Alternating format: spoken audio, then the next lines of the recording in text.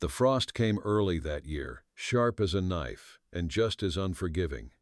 Wind crept down from the northern hills, lifting dust in long, tired sighs that swept across the dying prairie grass. It was just past sundown, and the sky had begun to bruise with the coming cold, long ribbons of iron and violet stretching above the bare cottonwoods. Snow had not fallen yet, but the land already held its breath, like it knew what was coming. Jesse Coleridge leaned against the rail of his barn, one hand curled over a split beam, the other hanging limp by his side. His coat was thin at the elbows, threadbare in places, and his boots, cracked with years of wear, dug into the hardened earth. He hadn't eaten since morning, hadn't spoken to a soul in 2 days. The cattle were quiet, restless. The kind of quiet that comes when animals know something a man does not. There was a sound, small, almost nothing, a soft creak of wood, like someone shifting their weight where they ought not to be. He didn't move at first, just listened. The wind scratched again across the plains, but beneath it there was breath. Not his, not animal, human, hushed, uneven. He stepped into the dark of the barn. It took a moment for his eyes to adjust.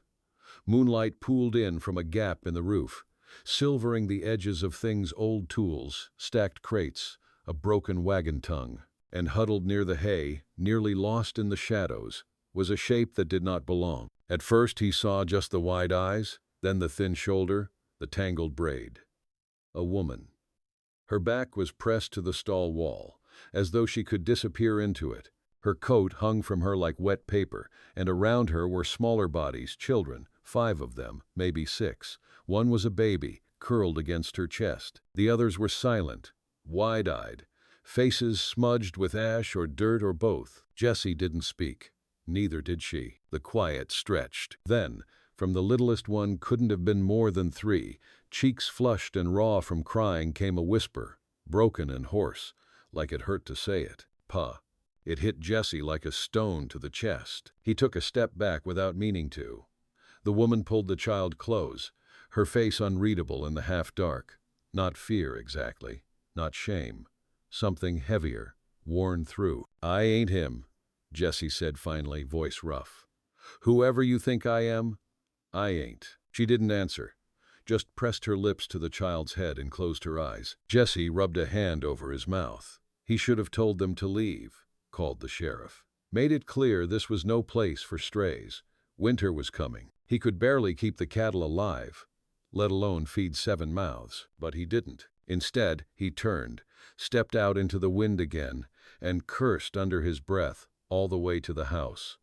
There was a half loaf of cornbread on the stove, cold beans from the night before. He wrapped them in a rag, poured what was left of the well water into a dented tin cup, and carried it back. He left it just inside the barn door. Didn't look back. That night, he lay in bed staring at the ceiling, listening to the groan of the wind and the distant, unfamiliar sounds of children breathing. Somewhere in the dark, an old pain stirred, the kind he had buried deep and heavy. He didn't want it, didn't ask for it. But there it was, and the barn was no longer empty. Morning came slow and colorless. A low fog hung over the fields like a blanket left out in the rain, and the frost had crusted the troughs and stiffened the leather reins on the hitch. Jesse stood on the porch, mug of weak coffee in hand, watching the barn like it might vanish if he blinked. The steam from the cup curled around his fingers, but it didn't warm him much. The door creaked, barely a sound but enough. She stepped out first, wrapped in that same thin coat, shoulders squared like she was preparing for a fight. The children followed, solemn as shadows. Their clothes were patched and threadbare. The oldest boy, maybe 12, carried the youngest on his hip. The girl beside him clutched a boot, missing its laces. No one cried. No one spoke. She met Jesse's eyes but didn't look away. "I'll have us gone by noon," she said, voice hoarse from disuse. Jesse sipped the coffee, slow and deliberate. "Ain't said that. You didn't have to." The girl at her side sneezed, sudden and dry. The baby whimpered. Jesse's gaze drifted to their feet, no shoes on 2 of them, just rags tied around ankles and frostbitten toes. "Where you headed?" he asked. Her jaw tensed. "West. Oregon, maybe.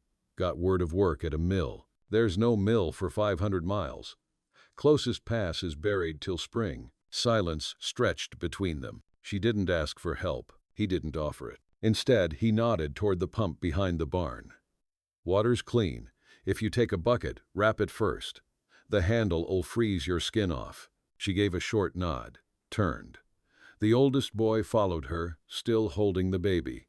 The others trailed behind like ducklings, one of them limping. Jesse finished his coffee and set the mug on the porch rail. His breath fogged in the cold. By midday, he found himself chopping extra wood. They didn't leave. That night, he heard them again, movement in the barn. Soft murmurs. Not joy, not play. Just the noises people make when they're trying not to fall apart. The next morning, she knocked on his door. He opened it, expecting her to ask for food or firewood. Instead, she stood with a coiled rope in one hand and a question in her eyes. "I can work," she said. "You got cattle. I can help with mucking stalls. We'll earn our keep." He eyed her hand, calloused. Rope burned. She knew ranch work, or at least had known it once. "You ever calve in snow?" he asked. She nodded. "You know what mastitis looks like?" "I do." "Name?" Her eyes lifted, guarded but firm. "Marin." He waited. She didn't offer a last name, so he didn't ask for one. "Sun's up," he said. "Work starts now." Marin set to it without complaint. By noon, she'd shoveled the east stalls, cleared the chicken coop, and helped Jesse patch a busted fence post. The older boy, Cal, he later learned, hauled feed like he was born to it. The younger one stayed close to the barn, stacking kindling and watching everything like it might vanish if they blinked. Jesse didn't say much. Neither did Marin. But the silence between them wasn't empty. It was the kind that comes when words feel too loud. Late that night, after the chores were done and the cold came on hard, Jesse left a folded wool blanket outside the barn. He didn't knock, didn't speak. He found it gone in the morning, and something in him eased. Just a little. The prairie was still unforgiving. The wind still bit like it held a grudge. But the barn was no longer a place of ghosts. Not entirely. There were voices now, footsteps, life, and Jesse, without meaning to, began listening for them. Snow came 2 weeks later, slow at first, then heavy, blanketing the earth in silence so deep it felt like the world had stopped turning. The wind dropped, and in its place came stillness, the kind that could make a man feel either safe or entirely alone. The kind that magnified every sound, the creak of a floorboard, the breath of a horse, the small laughter of a child muffled under wool and hay. Marin worked like she was racing time. She rose before dawn, had the stove lit before Jesse came down the stairs, though he never once asked her to. She milked the single cow without flinching at the cold, and by the time the sun cracked over the ridge, she'd already checked every water trough and rubbed down the horses with frozen fingers. Her children followed her like roots to a tree, quiet, sturdy, always watching. Jesse didn't know what to make of it. He hadn't asked them to stay, hadn't told them they could either. But he hadn't turned them away, and that, it seemed, was enough. One morning he caught her up on the ridge, mending the fence line where a coyote had chewed through the wire. Snow dusted her shoulders. Her braid was tucked tight against the collar of her coat. She didn't see him approach. "You patch wire like a man," he said. She didn't turn. "I patch wire like someone who's had no other choice." He nodded. "Fair." Jesse watched her finish the loop, twisting the ends with a pair of pliers so worn they looked like they might turn to dust. She'd brought no gloves. Her knuckles were split and red from cold. "Got better tools in the shed," he said. "This does the job. You always this stubborn?" She finally looked at him then, just a glance. Eyes like riverstone. Cold, clear, with something buried deep beneath. "Only when I'm surviving." He didn't answer, just stepped beside her, pulled a spare coil of wire from his saddlebag, and began working the next post. They moved in silence, save for the whistle of wind over the snow and the scrape of wire against wood. After a while, she spoke again. "My husband's been dead 2 years. Railroad man. Went under in a flood somewhere near Red Cloud. I waited for a body. It never came." Jesse didn't look at her. "Men said they'd help," she went on. "Offered food, shelter. Some wanted more than I'd give. One torched our home when I turned him away." He could feel her watching him now. measuring what kind of man he was. So I ran. The wind picked up. Jesse pulled his coat tighter. His voice came low. "You figure you'd find kindness in another stranger's barn?" "No, I figured we'd find cover from the wind." He gave a short nod. He understood that kind of logic. She crouched then, adjusting the last nail into the post. "But my youngest Anna, she's never said that word before. Pa. Not once. Not even to the man who gave her life." Jesse swallowed hard. That word had been rattling around in his head since the night she arrived, though he hadn't let it show. He looked out over the plain. The snow was falling again, soft and straight, the kind that blanketed everything but didn't stay long. "I buried a wife," he said after a long pause. 8 years ago. Fever took her, took our boy too." Marin didn't speak. "That's not something I tell people." "You don't seem to have people." He almost smiled. She stood, wiped her hands on her coat, and looked back toward the barn. "We'll keep earning our place," she said. "You already have." They walked back side by side, not close enough to touch, but close enough that their footfalls blended. By the time they reached the yard, Cal had started splitting wood with a rhythm that could have come from Jesse himself. The others were stacking kindling. Anna sat near the barn door, humming to herself as she tried to wrap a doll in scraps of flannel. It wasn't family, not yet. But it wasn't nothing. The thaw came slow that spring, more a suggestion than a season. Patches of brown earth peeked through the snow like old bruises, and the sky stayed the color of wet tin. Ice still clung to the north side of the barn, and the creek hadn't yet broken its crust. But the air smelled different, like wet soil and promise. Jesse stood with one boot propped on the fence rail, watching Marin work the mare in the round pen.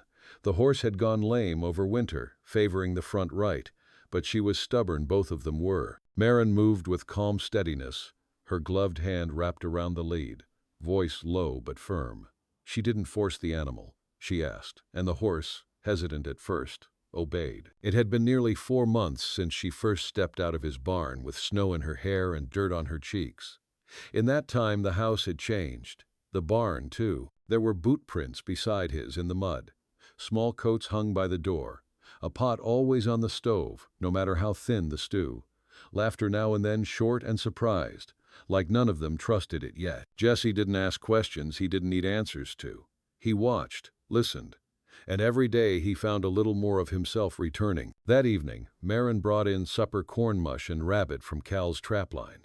Jesse sat at the table while the children ate in the next room, voices muffled by walls and manners. The fire popped and cracked in the hearth. Outside, wind dragged along the eaves like it was trying to remember something. "Got word from Dalton," she said without looking up. "They're hiring at the freight yard. Spring contracts." Jesse chewed slowly. "That's so. They'll take families if the man's strong. Give us a place. Work." She set her spoon down and met his eyes. "It's a chance." Jesse nodded. His heart didn't move, didn't jolt or panic. It just sat there, heavy and slow. "Good for you." She waited, like she was giving him room to say something else. When he didn't, she cleared the table. That night, he couldn't sleep. Wind rattled the windows. Somewhere in the barn, a rope tapped against a beam. Jesse lay on his back, staring into the dark, and felt the old ache come crawling back the silence. The years lost to dust and drought and empty rooms. He'd lived so long with nothing. He'd forgotten what it felt like to want something he might lose. At dawn, he walked to the barn. Marin was already there, gathering tools for the morning chores. She turned when she heard him, surprised to see him this early. He didn't speak right away, just looked at her, at the way the light caught the soft threads of gray near her temple, at the curve of her jaw, tight with caution. "Dalton's a long ways," he said. She nodded. "It is. Road's rough. Weather's still a risk." "I know. You'll be leaving soon then." She folded her arms, eyes guarded. "That depends." "On what?" "On whether this is a place I'm staying or just another stop." He stepped forward, slow. "I don't have much," he said. "This land, these hands, a past I can't change." Her gaze softened. "Just a fraction. But I've come to. Look forward to your voice in the kitchen, to Anna's songs, to the sound of boots in the hallway." He reached into his coat pocket, pulled something small, wrapped in an oilskin cloth. "This belonged to my mother," he said, unwrapping it. a small silver ring, tarnished with time but whole. I've had it for 20 years. Figured I'd never pass it on. Marin stared at it. Her hand trembled once before she stilled it. I'm not looking for rescue, she said. I'm not offering one, he replied. Just asking if maybe we stop running. Together. Silence again. Thick with all the things they'd never said. Then, slowly, Marin reached out and took the ring. I ain't saying yes, she whispered. Not yet. Jessie nodded. I'll wait. She slipped the ring into her pocket. But I'll stay. Outside, the first bird of the season sang from the roofline. And in the quiet that followed, Jessie smiled. Subscribe and be part of these journeys where despair meets redemption under the wide frontier sky. The weeks that followed moved with a slow, deliberate rhythm, like the land itself was relearning how to breathe.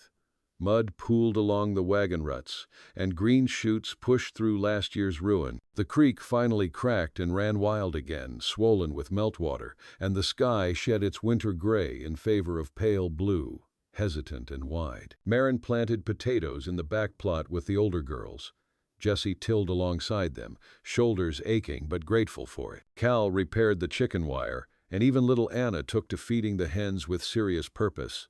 No one spoke of Dalton again, not even in passing. Some nights, Marin sat on the porch with Jessie, a shawl pulled over her shoulders, steam curling from the tin mugs between their hands.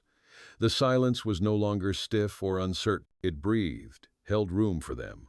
Once, she reached over without a word and pressed her hand to his. Rough palms met calloused knuckles. Nothing more, nothing less. It stayed there a long time. The barn smelled of straw and new beginnings.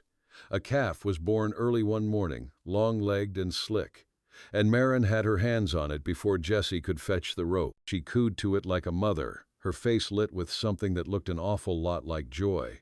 Jessie couldn't stop watching her. It was easy, for a time, as easy as life allowed. Then came the man on the horse, late afternoon, dust trailing him like smoke. He rode up the road like he belonged to it, tall, lean, dressed too clean for someone honest. Jessie met him at the gate, shotgun leaning against the porch rail behind him. Coleridge? The man asked. Jessie nodded. Depends who's asking. Name's Rayburn. Deputy out of Cheyenne. Got a few questions. Marin stepped out of the barn, wiped her hands on her skirt, and froze the moment she saw the man. Rayburn tipped his hat. Mrs. Lindale. Her body went still. Cal appeared in the doorway behind her, saw the man, and put himself between his mother and the road like it was instinct. Rayburn dismounted. You got a man back in Hastings says you ran out with his money. Says them children ain't yours. The breath left Jessie like a punch. Marin didn't move, didn't speak. Rayburn stepped closer. I got orders to bring you in. Jessie's voice was ice. She didn't steal nothing. I don't make the stories. I just follow the writ. Marin finally found her voice. That man, he tried to sell my daughter. I had to run. Rayburn looked at her, something like doubt flickering behind his eyes. Ain't my place to judge. Just need you to come back. Answer proper. No, Jessie said. She's not going anywhere. Rayburn's hand went to his belt, not his gun. A paper, folded. Jessie stepped off the porch. You hand that here, I'll read it. The deputy hesitated, then passed the writ over. Jessie read it slow. It wasn't strong. A claim from a man with money, not truth. No lawman west of Lincoln would enforce it without question. He looked up. This is dust. Rayburn's voice lowered. Maybe, maybe not. But if she stays here, more'll come.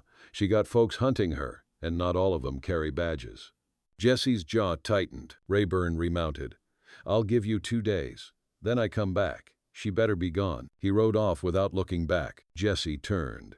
Marin stood like stone, one hand on Cal's shoulder, the other clenched into a fist. Her eyes didn't shine. They burned. He walked to her, slow. You didn't ask what I believe, he said. Marin blinked once. I don't need to.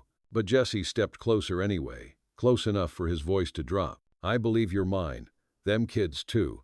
If that means a fight, then I say let it come. She broke then just a little, a breath hitching in her throat, a tremble in her hand. He took it. Neither of them let go. The next day dawned with a sky like burnished steel, low and wide, and threatening rain.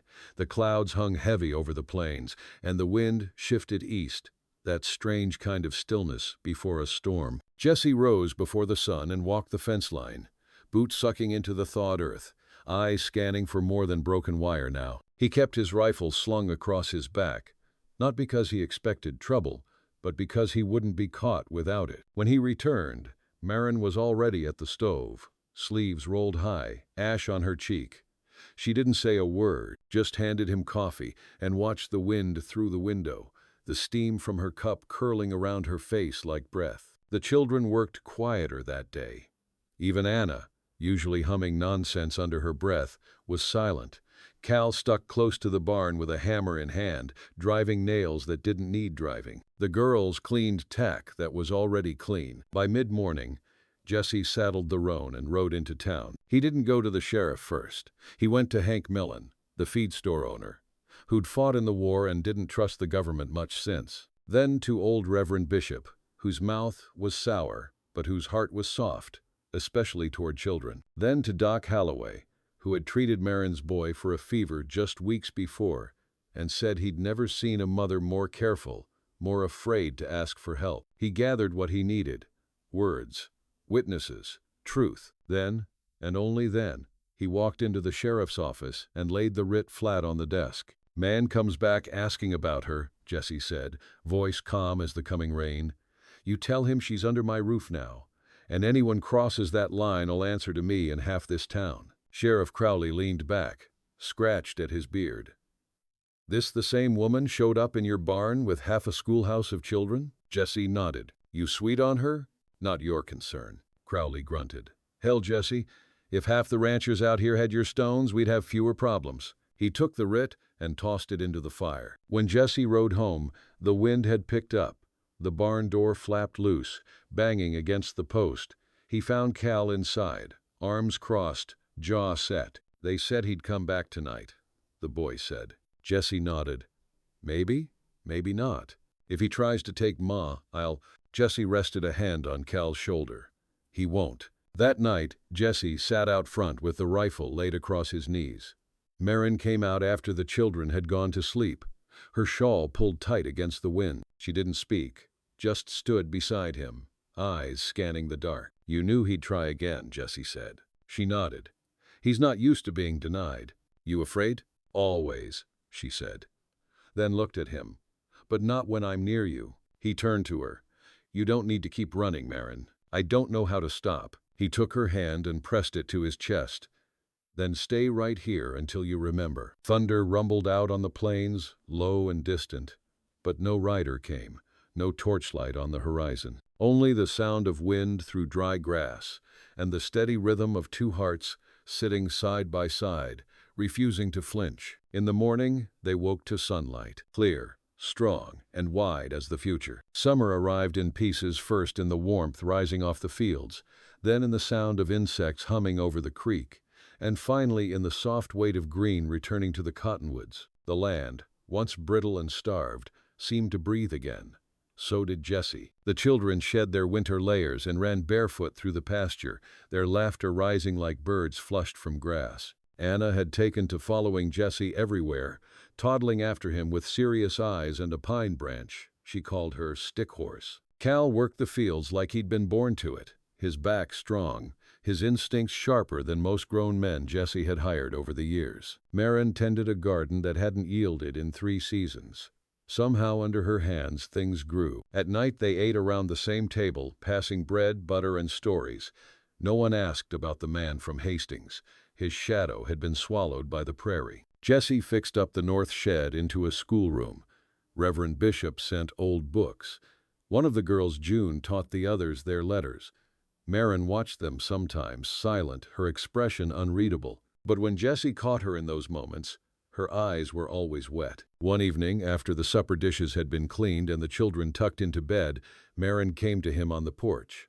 No shawl, no distance. "I was 16 when I married him," she said. Her voice was low.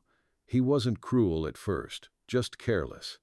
Didn't see me as much more than a mouth to feed. Then the children came. Each one took a little more of what I had left. And still he looked at me like I was a burden he hadn't asked for." Jesse said nothing. Just listen. He'd disappear for weeks, then come back full of liquor and talk about how we owed him more. When Anna was born, he didn't even look at her. Told me if I couldn't keep the house warm and food on the table, he'd start pawning off what we didn't need. I didn't believe him until he took Ruth to market. She paused, drawing a sharp breath. Said he'd only meant to scare me, but she came back bruised and quiet. Jesse's hands clenched around the rail. That night, I waited until he passed out. Took what I could carry. Took them all. I didn't even have shoes on. She turned to him then. You gave us a barn, then a blanket, then a place. No man ever gave us a place without expecting something back. I didn't want anything back, Jesse said. I know. She took his hand. That's why I'm giving you everything I have left. They stood there until the stars broke open above them, scattered and bright. The prairie stretched in every direction, wide and unknowable, but for once, the future didn't feel like something to run from. It felt like land waiting to be lived on. Weeks passed. Jesse took a wagon to Cheyenne one morning and returned with a small box wrapped in calico cloth. He didn't give it to her that day. He waited until the porch was quiet and the air smelled of sweetgrass, and Anna was curled asleep with her doll under the kitchen table. He found Marin in the field, tending the squash. When she saw him, she stood, brushing dirt from her hands. He handed her the box. Her fingers were careful, slow. Inside was a simple gold band, thinner than a coin, warmer than fire. Jesse cleared his throat. It ain't fancy, but it's steady. Marin looked at him, lips parted, eyes brimming with things she couldn't say. I want to build a house, he said. Not just for winter, but for good. Something with windows that open and a roof that doesn't leak. A room for each of the children. A room for you, for us. She didn't cry, not exactly.